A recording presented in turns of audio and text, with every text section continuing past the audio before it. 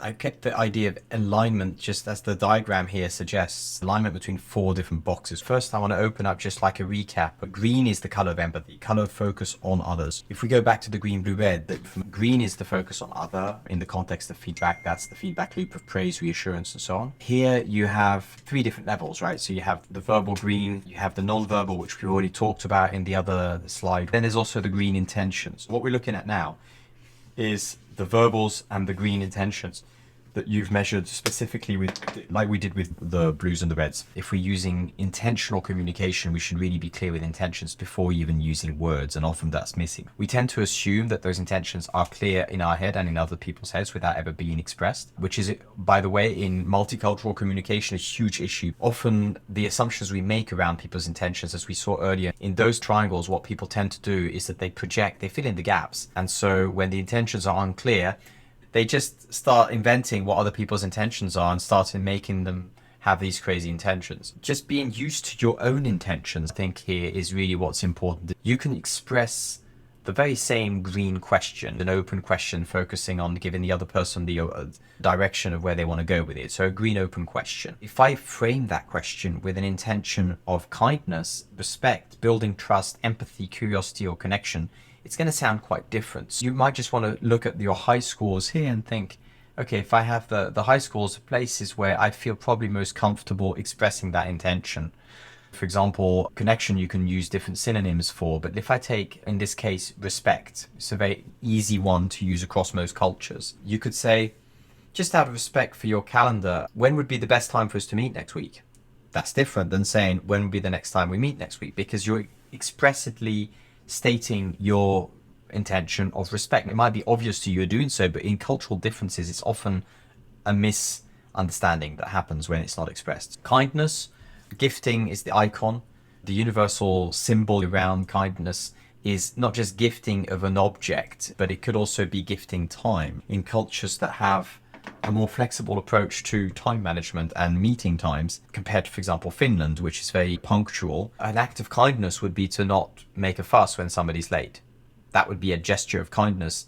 And you could frame it even as that. You could say, just out of respect and kindness for your busy schedule. Kindness doesn't have to be expressed with words. Kindness is often an intention that goes with non-verbals, like actions, behaviors. You buy a gift, you don't tell a gift. You can associate the idea of kindness in the little card that you formulate with the gift, or the words that you say by giving the gift. Building trust, building bridges. If you have that very highly, it means that you're probably quite comfortable stating that you intend to build trust to help us build relation, negotiate. Empathy is the really fashionable one and is often confused with sympathy. So in this context, what we're measuring is your ability to place yourself in the other people's shoes, but not necessarily start to experience it and believe it's yours, but just literally looking at them, okay, I can relate, but I don't confuse it for myself. Curiosity is very closely associated to learning intention, the blue intention. So the difference between curiosity and learning is that curiosity is really focused on letting the information come from the other without a particular agenda. For example, I could be curious about somebody I meet's work and not try and just ask leading questions about only the things that I'm interested in. That would be curiosity as an intention. Whereas if I'm really interested in tech and all I want to know is their tech stack and what tools they're using, then it's no longer curiosity as much. It's more just the desire, my intention of learning, self-focused blue. So that's the blue focus of learning versus the green focus of curiosity. Connection, the icon here is the icon for Agapé, the Greek term for a particular type of connection, which is selfless love or unconditional connection. When you want to connect with people, not because you want something in return, you connect because of the beauty of that situation or that person, just out of selfless love. In business, that's sometimes construed as just doing good for the world. Connecting with people in a mundo level would be about social impact. In an individual level, a connection with somebody without having a hidden agenda of wanting to hire them, build business with them, just wanting to connect with that person. All of those are kind of like your superpowers of how to express your intentions in your communication. Most often, people don't express them enough, or they think that others read them in their body language.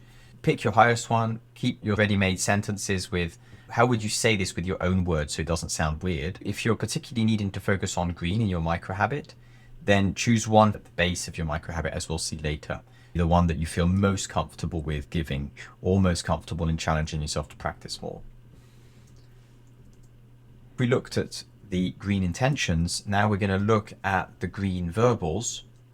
Here you can see that I have the summarizing and the elephant techniques that are the highest. These are verbal patterns, so they're like groups of sentences generally that you recognize as being clearly focused on the other. They're quite hard to spot because they're often mixed in with other colors. When you look at, for example, questions, which is the middle one, people ask questions without being aware of, is that question self-oriented, common-oriented, or other-oriented? A green question is an open question, how are you? A blue question is, I'm interested in particular aspect of how well you are, and I'm asking about your blood pressure. That's a blue question. The red question is, when do we go on a date? When do we go on a meeting? When do we talk about common action? Very different types of questions. They feel quite different to receive as well. So green questions is literally the most important green verbal technique that everybody is generally quite good at doing if they've been in any form of service training, because it's the basis of customer service and is also useful in therapy and all sorts of other people caring jobs. So most people are quite okay with green questions, but where it gets more tricky is being silent or using other techniques that are non-questions. So sometimes in our trainings, what I give people as a challenge is say, try and be green on a verbal level, but just don't use any questions, everything else. Then we open up, what is the elephant, the labeling. The elephant is really why we call green elephant. The technique of voicing the elephant is factually, non-judgmentally, otherwise it's blue, something that everybody's noticing. It's an elephant in the room and nobody's daring to voice it. It's a fantastic tool because it can solve conflicts, it can transform conflicts, it can disarm conflicts, it can open up creative avenues, it can unlock levels of conversation. It's such a powerful technique when it's done well, but the problem with that is that often we underestimate how difficult an elephant technique is to use because we blend it with blue opinions. Good elephant is one that you say without adding your judgment in. So voicing something that's happening as factually as possible and without your judgments or opinions. That is where it becomes quite a challenge to practice. So it's a great one to build into a microhabit. Labeling is, I would say, the most dangerous one of the greens. If you've studied non-violent communication, we'll talk more about that in a second when I go through the needs lens, but non-violent communication takes a very strong stand on the idea of labeling and call it potentially violent. So it can be misused. Labeling is when you re-express what you've understood as a feeling, opinion, need, most likely going to be useful as a need or assumption that another person might be having in their head but not expressing or not able to express. It's a really powerful coaching tool, very useful in therapy, dangerous to use in meetings if you're not experienced with doing it in a psychologically safe way, so to be used with caution. So if you're really good at labeling, if you've got a high score on labeling, just be aware that labeling can easily backfire and turn into tensions and conflicts, because essentially when you label somebody in a wrong way, they often assume that it becomes a debate, right and wrong. You're wrong, that's not what I mean. And they get defensive. Whereas in fact, you might just be checking your assumption. So if you are using labeling, it's particularly important that you voice your intention with it to avoid the situation where a person might think that you're trying to judge them in that label. A lot of people resist labels. They despise being labeled in any way. In that case, you could say that labeling is a trigger, an ego trigger. So if they have an ego trigger around labeling and you label just out of kindness to help them, but you don't even know if they want to be labeled to be helped, that might backfire into an awkward situation. Let's say I'm in a coaching dynamic and somebody is struggling to find words. They're talking out loud to think. They're trying to find their words, formulate a need. English is their second language. They're trying to formulate it in English because I'm imposing language on them. In that case, I might choose to help them a little bit. I might say, check that I understand what you mean. Is it the need of, and then I would formulate a need. I would label a need that they haven't expressed. And often what that does is that they just go, yeah, exactly. Then we move on and it just gets us unstuck from a spiral. Positive phrases is what we talked about with the feedback, which is about the feedback loop of a car. If the green feedback is the speedometer, the blue feedback is like the car giving you the warning lights, like oil, blue light, warning lights, informing you. And then the red feedback would be the GPS giving you like, turn right now. It's like very intrusive. If you only have the GPS and the warning lights and no speedometer, it's going to be quite stressful to drive. Green feedback, basically what we're doing is we're giving that nice reassurant loop that people are okay, they're doing okay, they're being seen, they're being liked, they're adapting well enough, the dynamic is okay. So the positive phrase has to be factual. It's not like this sort of flattery that's excessive. No. A positive phrase, for it to be green, for it to be belonging to the other, has to be factually true. So you could do a positive phrase by Johanna over there who worked all week, extra hours to finish that deadline on time. It's a statement of fact, but it's also quite positive. It's a positive public recognition in the meeting of her contribution and extra hard work. So it's a positive phrase without it being excessive flattery. You can also have positive phrases, people who are very much into that praise culture of all the time flattering others. So you could be very comfortable with positive phrases because of your background, because you just generally like giving positive feedback to people. Either way, it's a great one to have a high score on, because if you don't have very high on positive phrases, you're most likely not giving people enough of that reassurance that they might need or not even dare to ask you or feel comfortable asking you. Green questions we've talked about. If you're low on that score, I do have a video on the art of asking green questions. As an anthropologist, I spent a lot of time writing discussion guides. So what are the questions we're going to ask, and how do we calibrate these questions to get the most out of that time with the people we meet? I've got this little mental model which is in the green video around how to ask calibrated questions, like how, what, why, when questions, how to choose between the different questions. So I've got some stuff on that. Essentially, if you want to go deep, you ask why. If you want to go up concrete in the tree of people's minds, you ask how. And if you want to go sideways, you ask when, who, and what. You can navigate in a conversation by asking those types of green questions. As long as they're open, they're green. I can get people talking for hours about anything, even if I'm not an expert, because it's really just finding the right open question. If you're good at green questions and that you're in a job where you need to build a lot of trust and investigate a lot of things, that's good news. If, for example, you're working in recruiting, or you are a manager working to build trust with a high performance team, and that your green question scores are low, I really invite you to look into them and practice them and build maybe a micro habit around green questions, so that you can have that in your toolkit of greens. Mirroring, the little icon of the mirror. Mirroring is not parroting. When people are mirroring and they have a good control of mirroring, generally what they're doing is reformulating with their own words just to capture the essence and just give a feedback loop. It's a bit like the praise that gives a feedback loop. It's another form of feedback loop. So when somebody's talking, long sentence, and then they have a keyword at the end, I re-emphasize the keyword.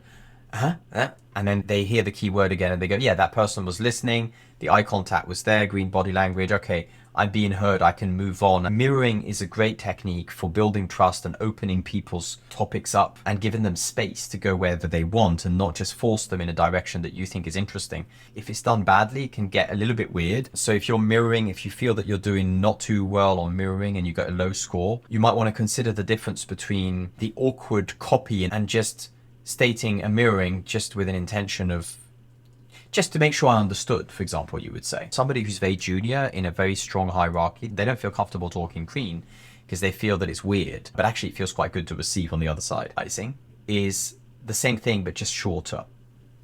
Very often used by journalists, hosts, facilitators to get people to get to the point and round things up. So what you said is this and this. Was there anything else? Or if you really know how what you said is this and this, thank you. Let's move on to the next topic, and then you just take over. You can use it with red. It's just a nice little technique that you can use before you move forward in a process and keep on time.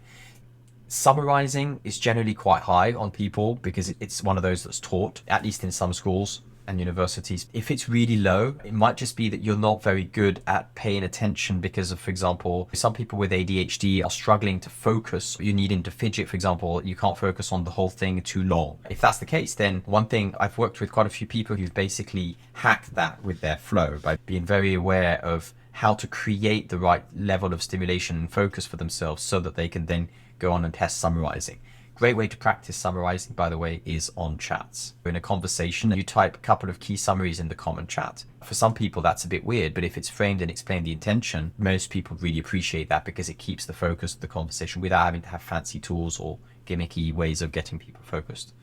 Accusation audit, most people don't know the word. It comes from Chris Voss's work with the FBI and hostile negotiation situations. Accusations that people might have against you formulated into a few bullet points. It could be late to a meeting and you might just say, you might think that I'm the most irresponsible person and blah, blah, blah. You might think this. You voice a few things that the other might accuse you of and just voice it factually without judgment in your body language. And basically they feel heard and legitimate because they're probably thinking some of those, but to a lesser degree in their head. It de-escalates tensions in conflicts. Even though it might be scary to do that and weird, it's very effective. to de-escalate quickly. If you don't know about how to do that and you've never heard of it and you've got a low score, that's a good technique to practice if you are working as coach or mediator in some way, or if you're ever in hosting situations of conversations which are tense and difficult, like creative workshops or strategy board meetings, which get a bit conflictual. A really useful tool to have in your toolbox as well. Unlocking sort of helps to get past a particular barrier of a person's consciousness or move deeper into the conversation, more meaningful level. If you think of the levels of the chaotic conversation, it might help you to go from a discussion to a dialogue, go deeper in conversations. An example of an unlocking question would be, under what circumstances would you be willing to open up this topic further? Unlocking questions are a bit dangerous to use sometimes because they can very quickly become red. It's very tricky to find the balance between, is it green enough and focused on them, or is it you taking over and digging in places in a conversation? If an unlocking question is associated with a red intention, like for example, the boiler's down, you might use unlocking combined with red question and say, okay, if we put aside all that we've seen so far and thought about so far as the cause of the burner breakdown, under what circumstances could we now focus on this new scenario, and then you ask a red brainstorm question or investigative blue question behind it. You can use it as a tool to actually dig collective intelligence, but it's quite a difficult one to master. So it's not surprising if your score is low on that, not only because you might not know the technique, but might just be because it's really hard one to use. The must-use greens are the questions, the positive phrases, and probably the summarizing. If you had to pick three, if you want to build a micro habit and you don't know where to start, I would start with summarizing. It's the easiest and the simplest to try even in a chat. Again, there's no good or bad scores. Doesn't matter what your scores are. Most important is how they're connected to each other. Your highest and your lowest is what's important, not the absolute value.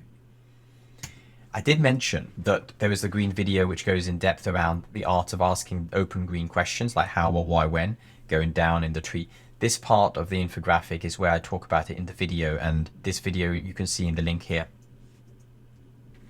Now we talk about congruence. We talked earlier about this, and you recognize the verbal, non-verbal, and intention. Congruence is really about aligning those levels. If I now open up a little bit more the topic of congruence, I think this is one of the most surprising parts of the whole green, blue, red model. When you start putting those three together, if I draw, the person here, and you have basically three levels. Your verbal is what you're saying, what you're writing. Your non-verbal is going to be obviously the rhythm, the timing, the body language that you go with. Then you have the intentions that are either expressed or not. And when they're not, as we saw earlier, you tend to get people reading into it and projecting into it, particularly drama triangles.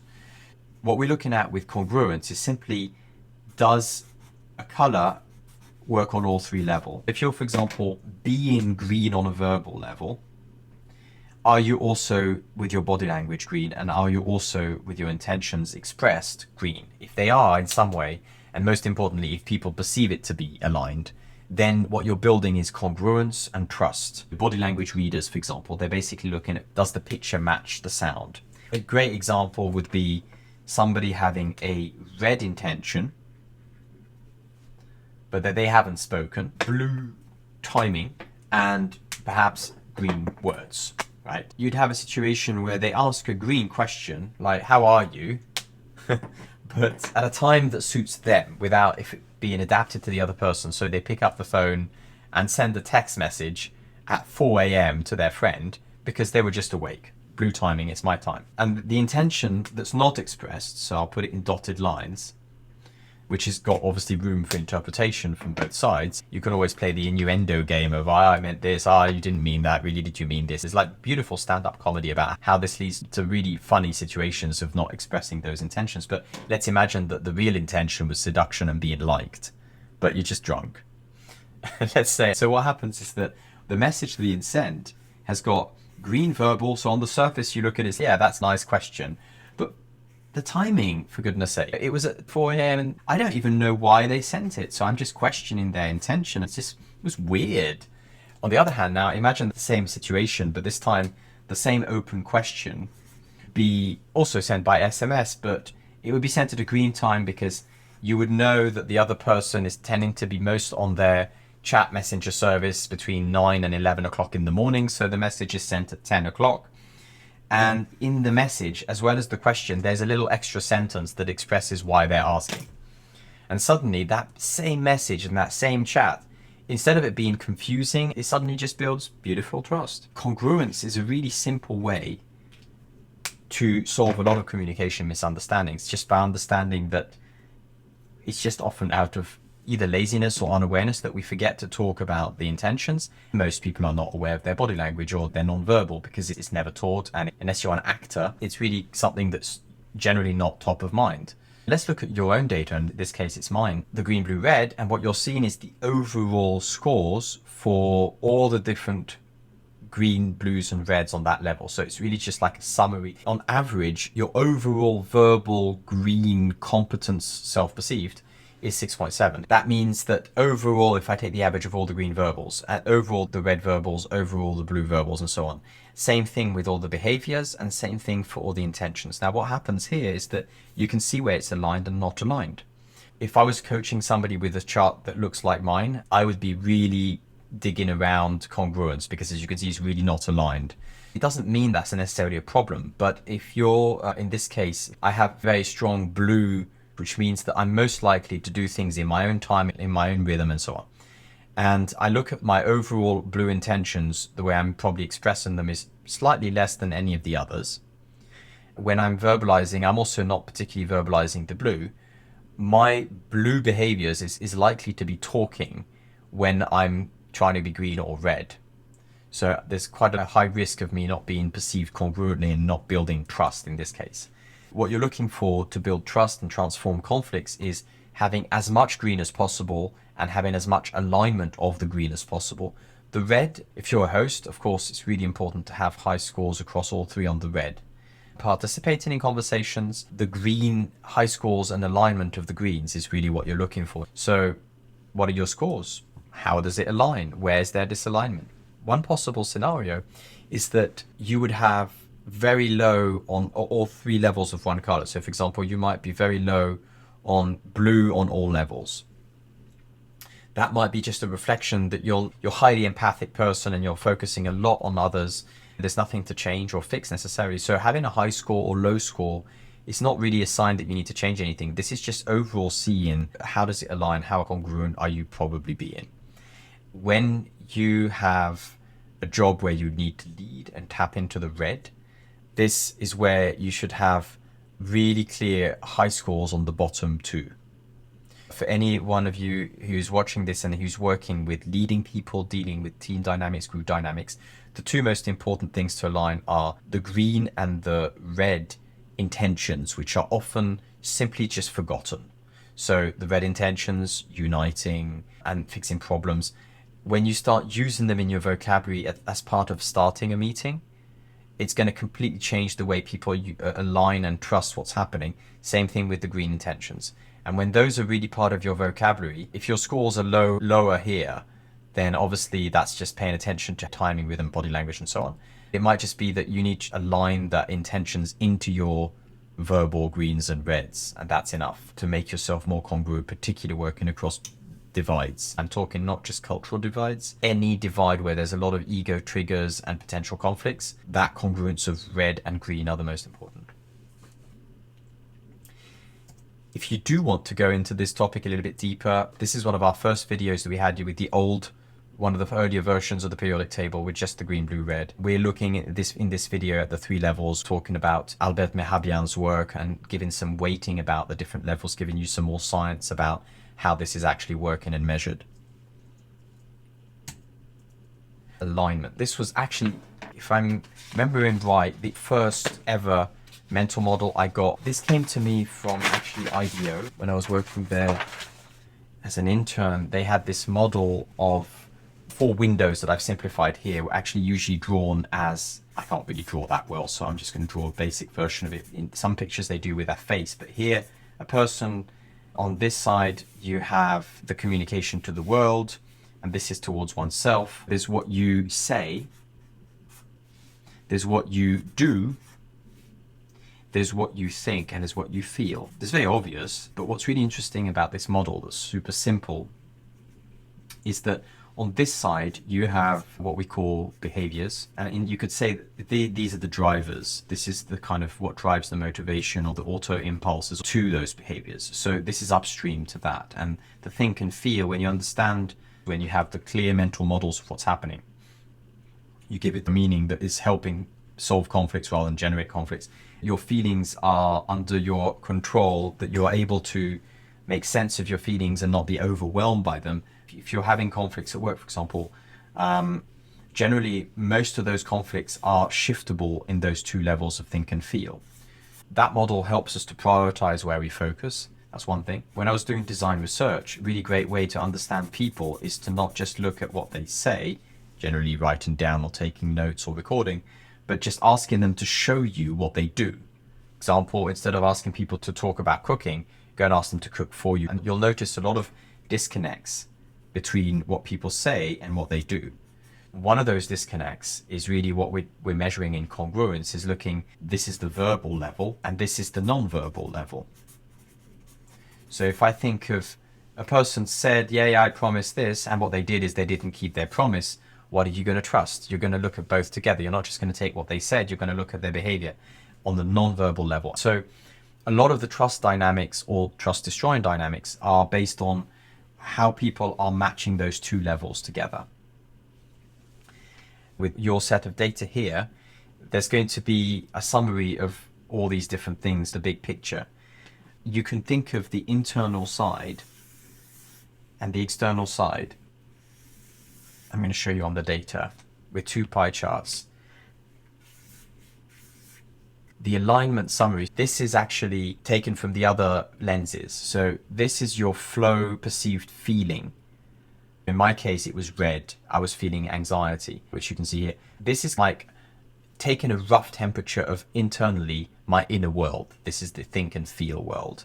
So if I'm feeling anxiety, clearly that's a big component of how I'm behaving. It's going to change my behavior. The other thing I have from here is the motivation score from the flow as well. 5 out of 10 in communication, motivation to communicate in state of flow. That is, if I had 1, that would be a really significant thing, because it means that my internal world is going to really drive my behaviors in some way that's probably suboptimal because of lack of motivation. So just knowing what's your motivation and how your overall internal weather forecast temperature is with the feeling, that's this side. At the top, you have the ego summary, which is the ego comparison weight and the actual triggers summary that is a bit small for you to read on this screen. But here, what I'm using this for is just a reminder that if I'm really looking at what I think, this is my bias. We all have cognitive bias. These are like my ego biases, if you like. And so these biases, if I'm thinking about things, I'm not objective. I'm constantly filtering with this, like I have these as filters. So this helps me to see, stepping back on the think level. In this case, that was my blue summary, which color I use in challenging situation. In my case, co-creation was my challenging situation. So in co-creation that's challenging, I tend to revert to blue color communication. In your case, it might be a different color. It might be green, it might be blue, it might be empty if you didn't answer that question. This is where I'm seeing, like, most likely, at least in the challenging situations, how people are going to perceive my communication. At the bottom, there's the summary of all my non-verbals. So in this case, there's the mixture. I have quite a lot of the blue, but the proportion looks quite okay. I've still got quite a bit of green in there. So overall, how do I use this? Now, this kind of gives me a big picture. If I was actually coaching somebody with this and they were saying, okay, Houston, I have a problem with this type of situation, I would look at this chart at the end and go, big picture, what's really going on?